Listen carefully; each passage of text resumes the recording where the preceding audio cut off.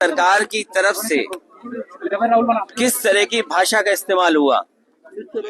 हम आप सब बाबा साहब भीमराव अंबेडकर जी को बहुत सम्मान करते हैं। बाबा साहब भीमराव अंबेडकर जी का योगदान इस देश के संविधान बनाने में और इस देश को एक ऐसा संविधान जिसमें सबको हक और सम्मान मिलता है, वो बाबा साहब भीमराव अंबेडकर जी ने दिया। लेकिन आप देखिए उनके सम्मान में किस तरीके से भाषा का इस्तेमाल हुआ है। ये वही लोग हैं जो संविधान कभी बदलना चाहते थे और लोकतंत्र पे हमला करने के लिए कि हमारा लोकतंत्र कमजोर हो जाए।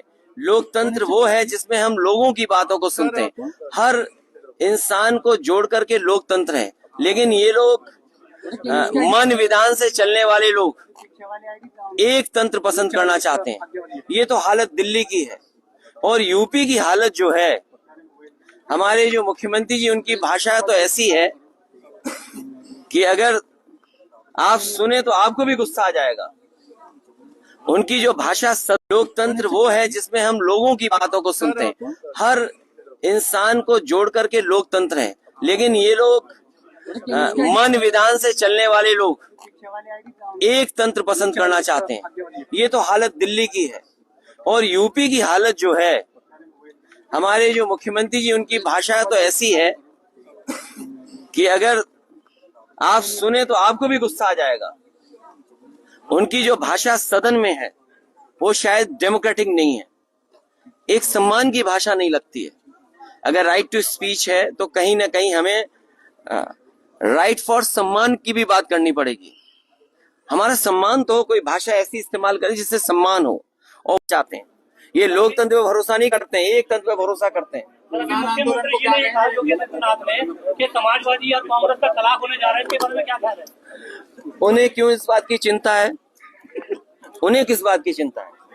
मेरा कुछ चुनाव में मुख्यमंत्री जी ने कहा। वैसे हालांकि इतने कैमरों के सामने वो बात नहीं कह सकता हूँ जो मेरे मन में आई बात कहने की। वो बात आप समझ गए होंगे।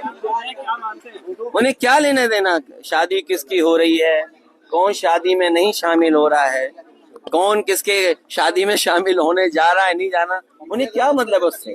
किसान आंदोलन, उन्हें शादियों से बुराई क्या है? उन्हें शादी से बुराई क्या लगती है? किसान आंदोलन चल रहा है, किसानों के पक्ष में है और किसानों की बात मानी जाए कि एक तंत्र हो, एक का फैसला हो, वही सब माने। अखिलेश जी क्या कहेंगे जिस प्रकार से इजराइल और फलस्तीन को लेकर भी विधानसभा में एक बात चल रही है? कल सीएम भी उस पर बोले हैं, उन्होंने बताया 6000 जो युवा है वो इजराइल में नौकरी करने के लिए गए। क्या यूपी में नौकरी नहीं रही है?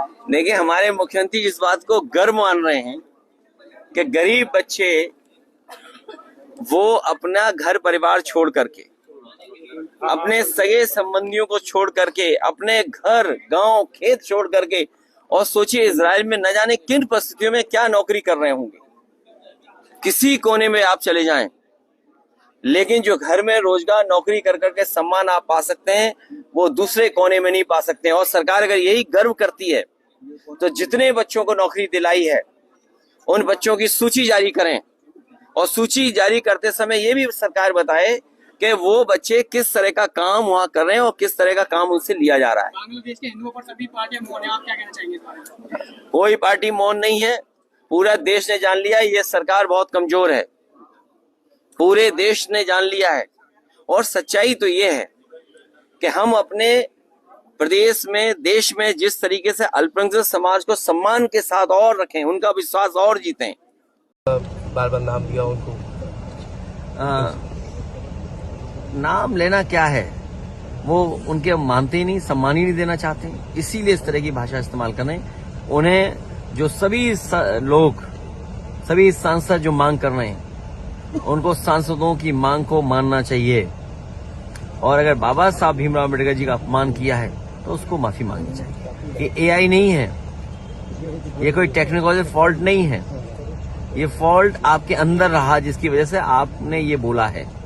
ये एआई नहीं है, ये आपका नेचुरल भाव है जो अंदर से निकल आया आपको बाबा साहब अम्बेडकर। इसीलिए हम लोग कहते थे लोकतंत्र खतरे में है, संविधान खतरे में है, और वो बात आज सामने आ गई। राज्यसभा में और लोकसभा में बीजेपी के लोग संविधान और लोकतंत्र पर नहीं विश्वास करते। चलिए बीजेपी के बीच बहस हुई। बाबा साहब भीमराव अम्बेडकर जी पिछड़े, दलित, वंचित, शोषित और जमीन पर रहने वाले लोग, गरीबों के भगवान हैं और भगवान की तरह उन्हें हमेशा सम्मान किया, भगवान की तरह पूजते हैं। आज भी गांव-गांव आप जाएंगे तो उनके कैलेंडर होंगे, उनकी तस्वीर होगी, उन्हें लोग पूजते हैं।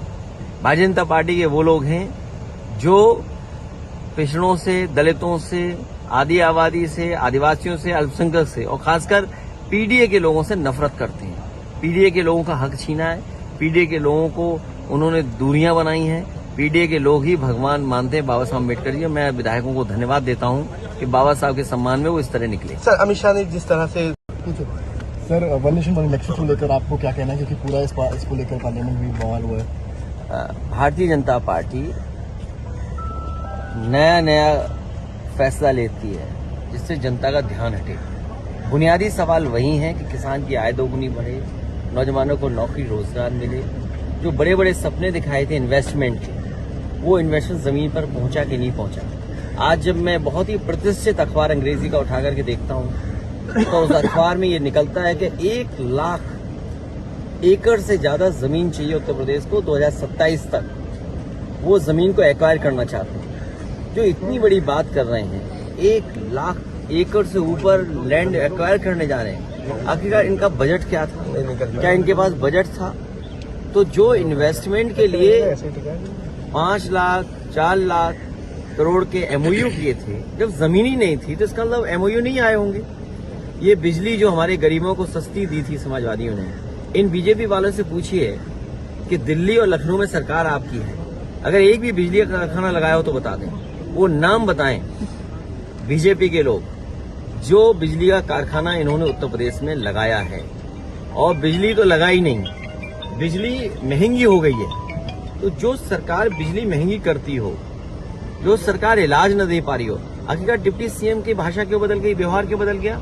आप किसी अस्पताल में चले जाओ, गरीब को इलाज नहीं मिला, लंबी लाइनें लगी हुई हैं, बड़ी बड़ी लंबी लाइनें हैं, न दवाई न इलाज न कुछ नहीं इंतजाम हो पा रहा है।